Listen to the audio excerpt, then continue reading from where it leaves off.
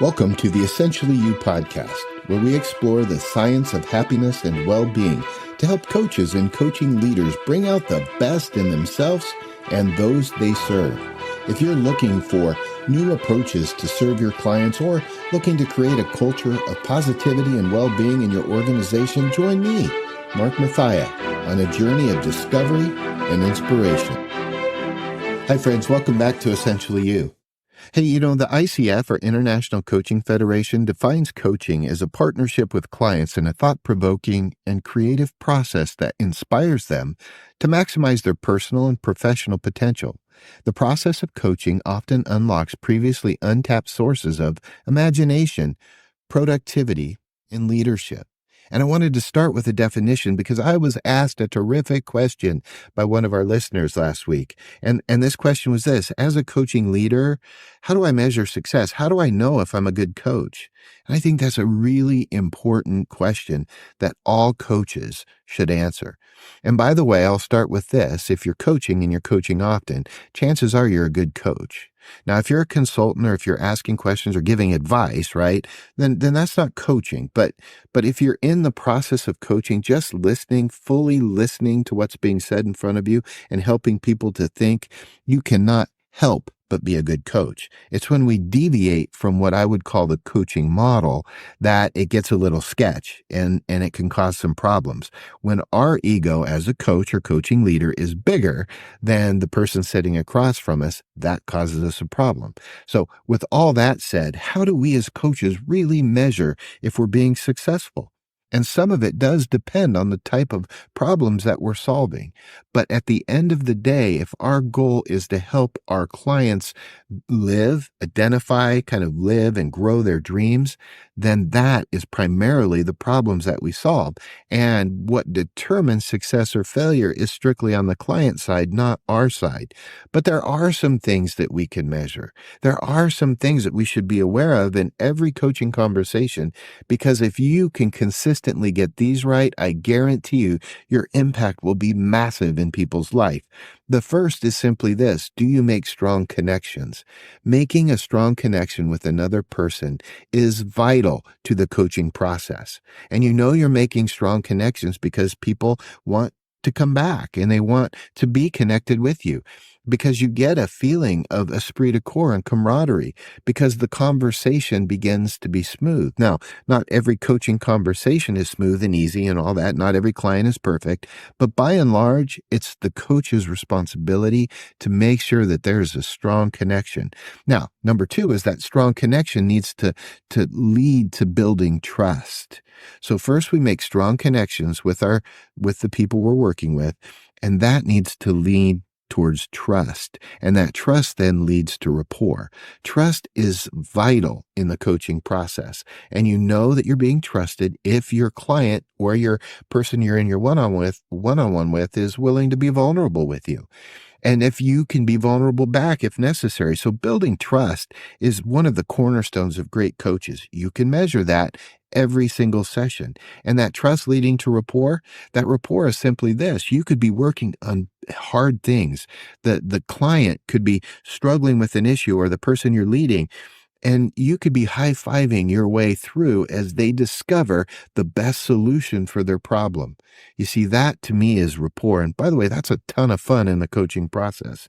Now, all of that together, making strong connections, building trust that leads to rapport, I believe that that's forming high-powered partnerships. And at the end of the day, that's what you can measure. How many of the current clients I'm working with feel like they're high-powered partnerships?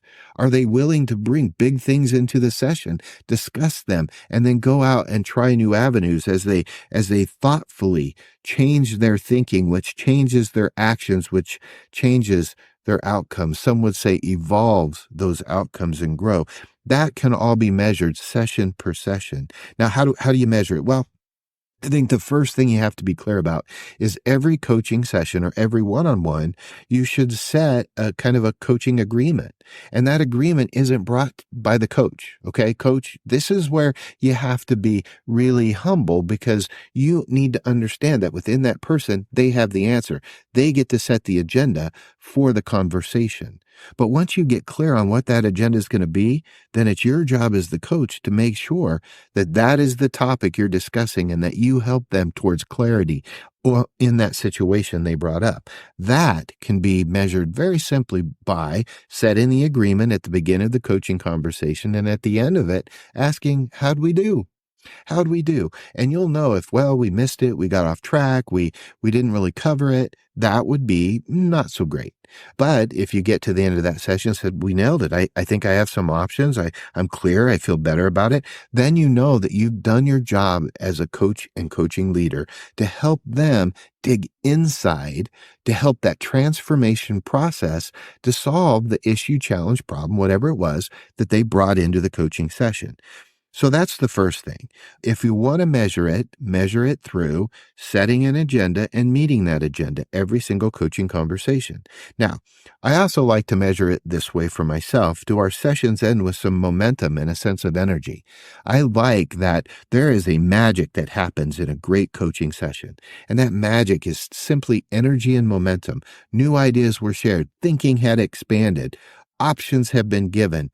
Nothing has changed except what's been thought about in the client's head, and that is exciting. And if that happens and you're ending more consistently with momentum or energy, higher energy, then you know you're on to something great. That's very measurable, by the way. And then finally, if your client's willing to be vulnerable and bring to you big problems to discuss, you know that you've arrived at a psychologically safe zone. You've formed a high-powered partnership.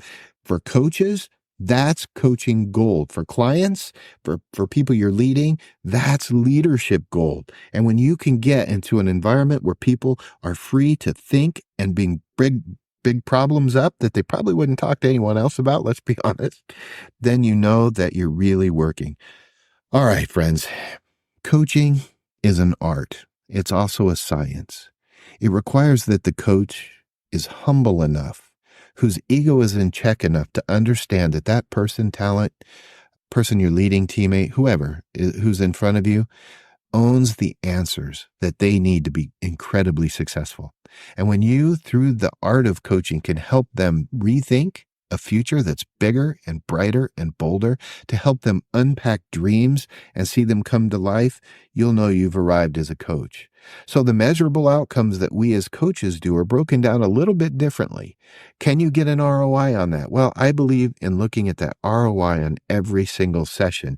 And the measurements for coaching ROI: strong connections, trust leading to rapport, high-powered partnerships, willingness to solve big problems, and doing all this while helping the client discover their best path forward through their own thinking. By the way, a few things I never do. I never do surveys.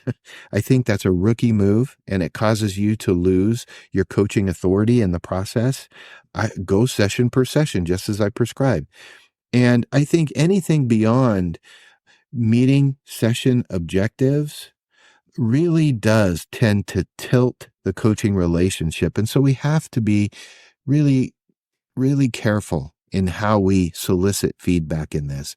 Nowhere in a coaching agreement does it say the coach needs to feel good about themselves. Nowhere in the coaching agreement does it mean that the coach needs to get a referral or the coach needs to. But by the way, if you're a coach who gets a lot of referrals, if you're a coach who experiences momentum at the end of session, if you're a coach who generally has very strong connections with everyone they come in contact with, you know you're well on your way. Your measurables are in line and your ROI is going to be huge. Now, take that to your next coaching sessions and go out there and coach away.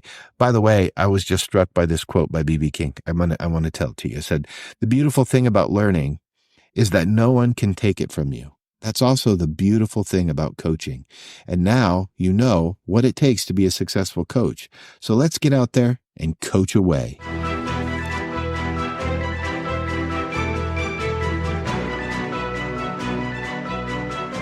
And now it's your turn to get out there and thrive in life.